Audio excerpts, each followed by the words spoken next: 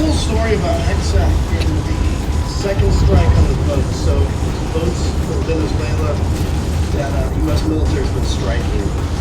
The very first boat, it just came out today, that after it was destroyed and the smoke cleared, they saw two survivors hanging onto it, and then ordered a second strike, and it was SEAL Team 6 that hit them the second time.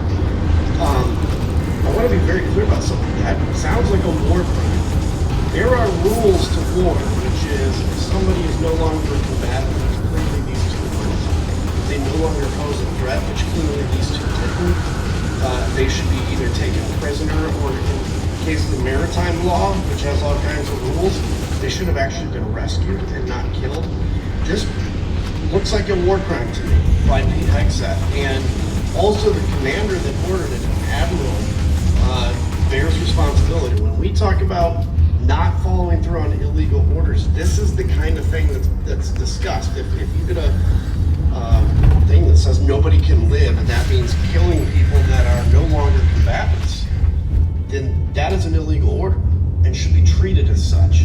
This is a really terrible story, and we need to keep an eye on it, because regardless of even whether this whole campaign against the boats is even legal, the reality is what happened there, and that was the very first strike. So we don't even know how many stories have come out about other ones.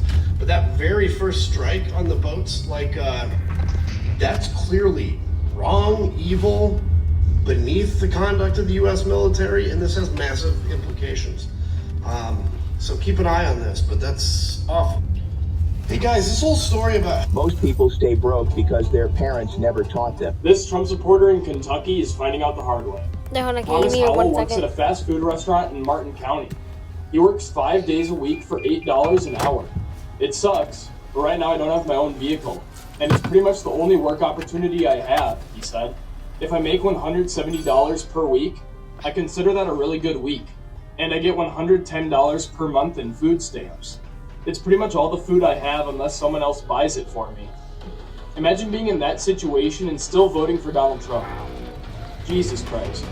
Howell liked Trump in 2016, but he was too young to vote. He voted for Trump in 2020 and 2024 though, but now he says his support of the president ended this year.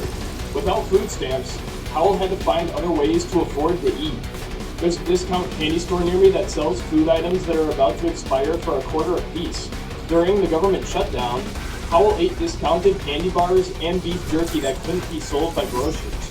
Or in simpler terms, Howell voted himself into needing to eat expired food. During the shutdown, Howell says the Republicans seemed unwilling to cooperate with any amount of funding when it came to food stamps and just shifted blame towards Democrats. He believes both parties are at fault, but emphasized that the only ones that suffered were the poor people. While one party actively helps and supports the poor people, while the other party actively makes the poor people even more poor. Want to take a wild guess as to which one is which? I'm truly disappointed in the minimal effort Trump's been giving us poor people. He also admits, I think most of this country voted for Trump on empty promises, hoping he'd give us a better future. But instead, it seems it's going the exact opposite direction.